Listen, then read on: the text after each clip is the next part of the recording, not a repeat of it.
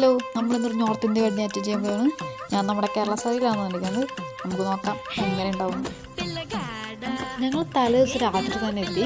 ഇതാണ് അവിടേക്കുള്ള എൻട്രൻസ് ഇങ്ങനെ നല്ല മനോഹരമായി ഡെക്കറേറ്റ് ചെയ്തിട്ടാണ്. അത് കഴിഞ്ഞിട്ട് നമ്മൾ എൻട്രി ചെയ്യുന്നത് ഒരു ഗാർഡനിലേക്കാണ്.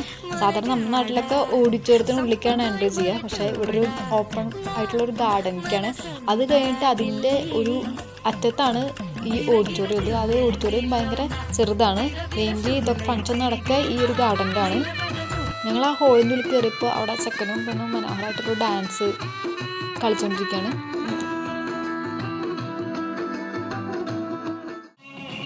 ഫ്രണ്ട്സും റിലേറ്റീവ്സും അങ്ങനെ ഒരുപാട് പേര് ഇവിടെ ഭയങ്കരമായിട്ട് ഡാൻസും പാട്ടും പിന്നെ ഫുൾ എൻജോയ്മെൻറ്റ് സെലിബ്രേഷനിലാണ്. കുറച്ച് തന്നെ അപ്പോൾ ആ ഹോള് ഫുള്ള് ആൾക്കാർ കല്യാണം സെലിബ്രേറ്റ് ചെയ്തൊരു ഭയങ്കര ഡാൻസും പാട്ടും. വളരെ റയറായിട്ട് കുറച്ച് പേര് മാത്രമാണ് അവിടെ ഇരിക്കുന്നത്. അത് കഴിഞ്ഞ് ഞങ്ങൾ ഫുഡിങ് പോയി. ബൊഫേ സിസ്റ്റമാണ്. നമ്മുടെ നാട്ടിലൊക്കെ കുറേ ഐറ്റംസ് ഒന്നുമില്ല. കുറച്ച് സ്നാക്സ് പോലത്തെ കുറച്ച് ഐറ്റംസ്, പിന്നെ കുറച്ച് കറികൾ, പിന്നെ റൈസ് ഉണ്ട്.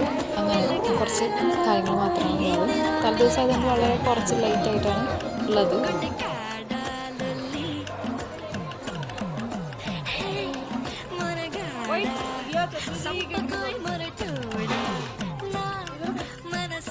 പിറ്റേ ദിവസം രാവിലെ തന്നെ ഞങ്ങളവിടെ എത്തി. ഇവിടെ നമ്മളെ നടത്ത പോലെ രാവിലത്തെ പരിപാടി പെണ്ണിൻ്റെ വീട്ടിൽ വൈകുന്നേരം ചെക്കൻ്റെ അങ്ങനെയൊന്നുമില്ല, എല്ലാം ഒരുമിച്ചാണ് നടത്തുന്നത്. ഒരു ഫംഗ്ഷന് കഴിഞ്ഞാണ് നമ്മുടെ കല്യാണ പെണ്ണ് അടുത്ത ഫംഗ്ഷന് വേണ്ടിയിട്ടുള്ള അടുത്ത പരിപാടിക്ക് വേണ്ടിയിട്ടുള്ള ഡ്രസ്സിങ്ങിലാണ്, ഭയങ്കര തിരക്കിലാണ്. ഇതാണ് ശരിക്കും കല്യാണം. അതായത് കല്യാണം നടക്കുന്ന സ്ഥലമാണ്. അവിടെ എന്തൊക്കെ പൂജയൊക്കെ ചെയ്തുകൊണ്ടിരിക്കുകയാണ്.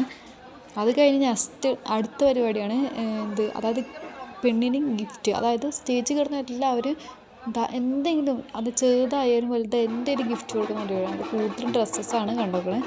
ആ സമയത്ത് തന്നെ നമ്മുടെ ചെക്കൻ അപ്പുറത്ത് വന്നുകൊണ്ടിരിക്കുകയാണ്. കൊട്ടും പാട്ടും ഡാൻസും ഒക്കെ ആയിട്ടാണ് ചെക്കനെ ഇൻവൈറ്റ് ചെയ്ത്. അങ്ങനെ കല്യാണം ചെക്കൻ സ്റ്റേജിലെത്തി. നമ്മുടെ പരിപാടി ഫുഡിങ്ങിലേക്ക് കിടന്നു. ഇവിടെ എങ്ങനെയാണ് നിലത്തിരുന്ന് ഫുഡ് കഴിക്കുന്ന രീതിയാണ്. നമ്മുടെ നാട്ടിലത്തെ കല്യാണത്തിൽ ആലോചിച്ചൊക്കെ നിലത്തിരുന്ന് ഫുഡ് കഴിക്കുമ്പോൾ എങ്ങനെയാണ്. ഇവിടെ ഓൺലി വെജിറ്റേറിയൻ മാത്രമേ, രാവിലെയും രാത്രിയൊക്കെ വെജിറ്റേറിയൻ മാത്രമേ ഉള്ളൂ. എനിക്ക് പരിപ്പ് കറി, അതുപോലെ മോര്, അതുപോലെ ചമ്മന്തി എടുത്ത് മാത്രമാണ് മനസ്സിലായി. ഫുഡ് കഴിഞ്ഞ് റൂമിലെത്തി. പിന്നെ വൈകുന്നേരമാണ് പുറത്തേക്ക് ഇറങ്ങിയത്. വൈകുന്നേരം പുറത്തിറങ്ങിയപ്പോൾ കൊട്ടും പാട്ടും ഡാൻസൊക്കെ ആയിട്ട് ചെക്കനെ പിന്നെ ഇൻവൈറ്റ് ചെയ്തിട്ട് റിസപ്ഷന് വേണ്ടിയിട്ട് കൊണ്ടുവരുന്ന പരിപാടിയാണ്. അപ്പോൾ ചെക്കനെ അവിടെ ഇരിക്കുന്ന കുതിരപ്പുറത്താണ് ചെക്കൻ ഇരിക്കുന്നത്.